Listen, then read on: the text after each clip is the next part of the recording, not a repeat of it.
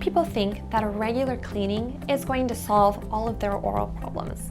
Now, a regular cleaning, there's a lot that goes into what's a cleaning. We really have 3 types of cleanings. Your regular cleaning, that some people say, is actually a preventative cleaning.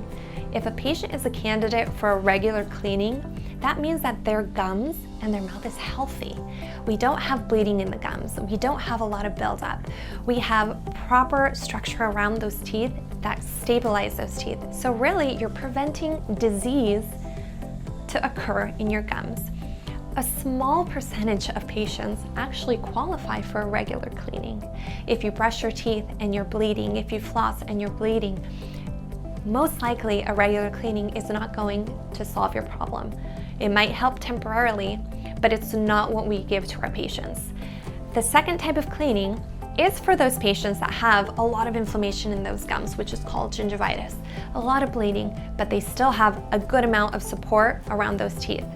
The cleaning that we utilize for those patients that have buildup and bleeding, it allows us to take more time because we have to go under those gums and clean everything that's causing those gums to bleed. Bleeding gums is not a good sign. Bleeding gums means that there is bacteria.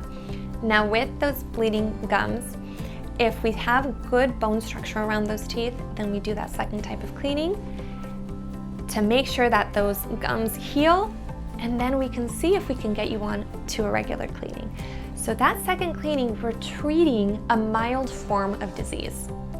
Now that third type of cleaning, which many of our patients need, affects under the gums and that bone that's holding onto those teeth. We sometimes have C-mobility of the teeth, meaning those teeth are loose. There's a lot of bleeding. We have malodor in our mouth. That third type of cleaning is so important because it is treating an active disease that the patient has in their mouth.